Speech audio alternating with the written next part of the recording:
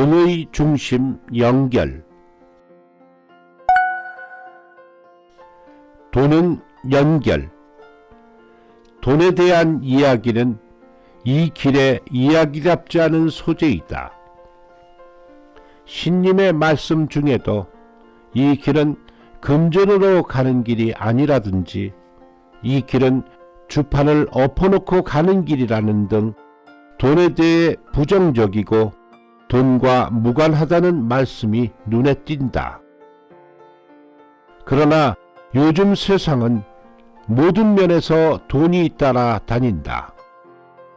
돈만큼 편리한 것은 없다. 또한 큰 빚을 갚는데 오랜 세월이 걸렸던 적도 있었다. 그런 일로 인해 돈의 소중함은 뼈저리게 느낀다. 그런 점에서 돈에 대해 생각해 보고자 한다. 양배추가 필요하다면 채소 가게에 가서 돈을 지불하면 양배추와 연이 된다. 꽁치가 필요하다면 생선 가게에 가서 돈을 지불하면 꽁치와 연이 된다. 돈만 지불하면 그 어떤 것과도 연결된다.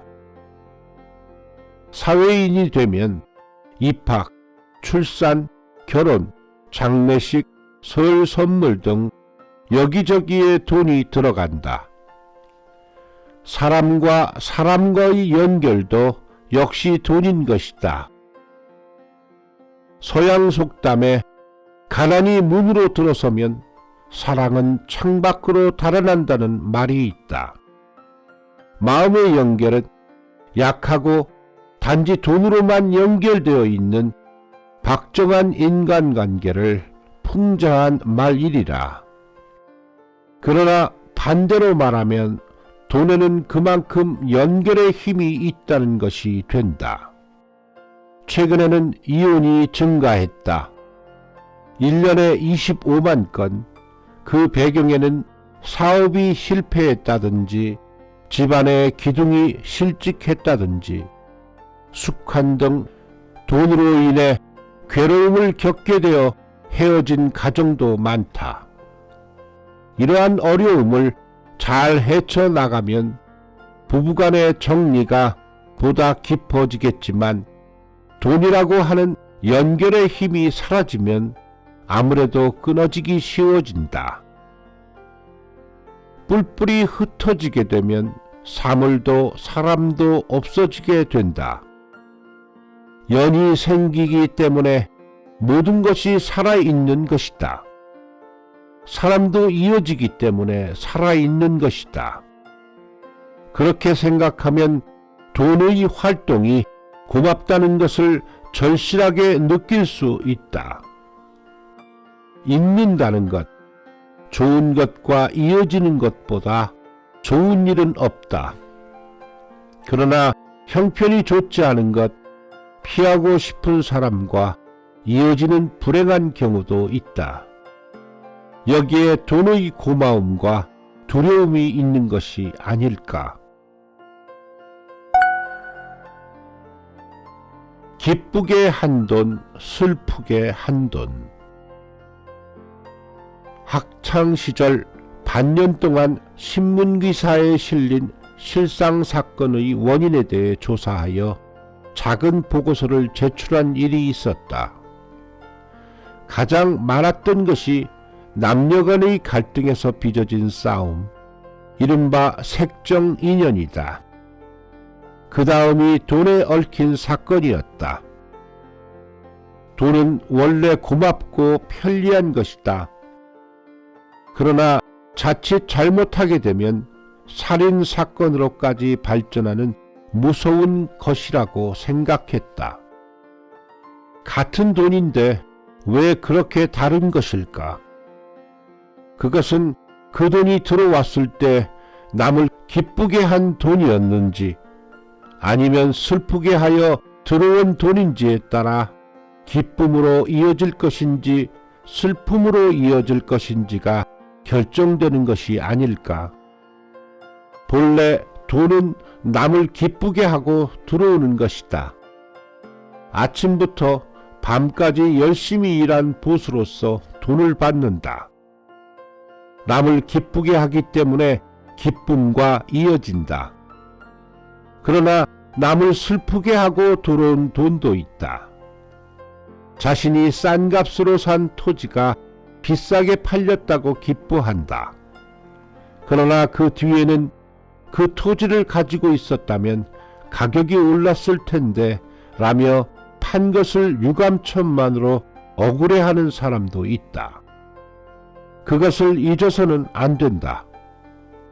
돈을 낼 때도 남을 기쁘게 하는 돈인지 자신만의 즐거움에 쓰이는 돈인지를 잘 생각해야 한다. 돈을 버는 방법과 쓰는 방법이 바뀐다면 인생은 크게 달라질 것이다. 남을 기쁘게 하여 돈을 벌고 남이 기뻐할 수 있도록 돈을 쓴다. 그러한 생활 태도를 몸에 익혔으면 한다.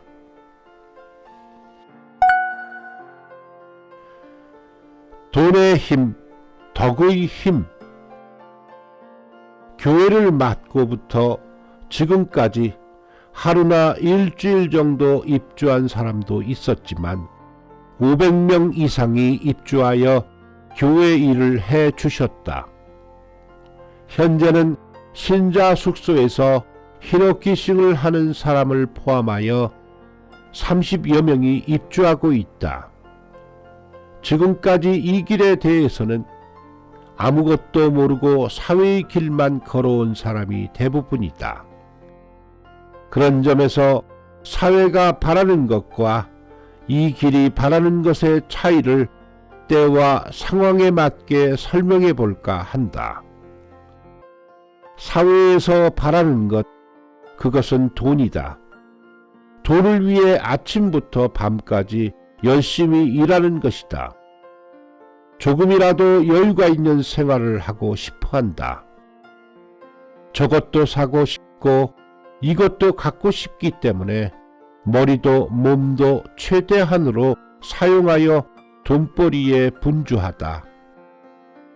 이 길에서 바라는 것, 그것은 덕이다.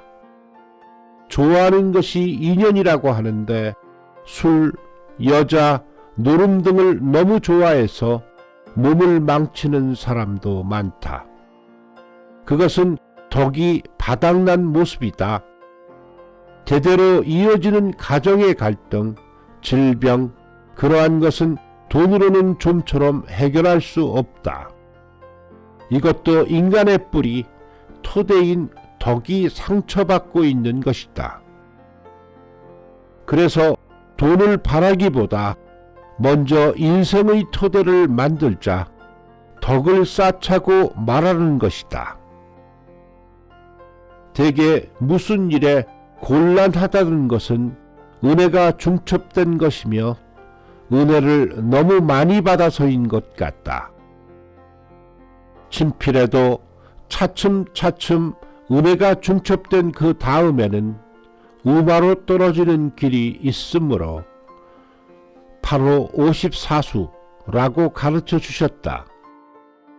누구나 조금이라도 많이 받으면 감사할 것이다. 적으면 부족을 산다. 그러나 사실은 그렇지 않다. 열심히 일해서 적게 받는 것이 감사한 것이다. 이 세상에는 안과 밖이 있다. 밖이 돈, 명예, 재산, 지위이고 안이 덕이다. 일본은 경제대국이 되었다. 그러나 정말로 풍요로운 나라가 되었을까? 얼마 전에 연세가 드신 분으로부터 헌공과 함께 이런 편지를 받았다. 지금의 세상은 노인들이 따라갈 수 없는 부분이 있습니다. 옛날에는 먹을 것도 신님께 헌공을 드리고 난 뒤 먹었는데 지금은 모든 것이 남아돌아서 감사의 마음이 없습니다. 앞으로 어떤 세상이 될는지 두려움마저 듭니다.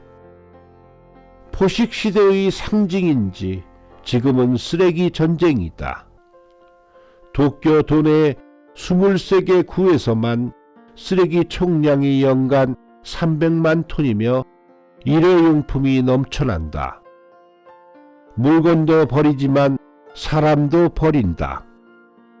요즘 이혼율은 35%, 명예퇴직, 파견, 근무자 해고도 문제가 되고 있다. 노인시설도 가득 차서 3년 후, 5년 후가 아니면 들어갈 수 없다. 갓난아기 때부터 따뜻한 어버이 마음으로 길러주신 부모. 그러나 나이가 들어 곤란해지면 바로 노인시설에 맡기러 간다. 그것도 부모를 한 번 쓰고 버리는 일회용품처럼 여기는 것은 아닐까.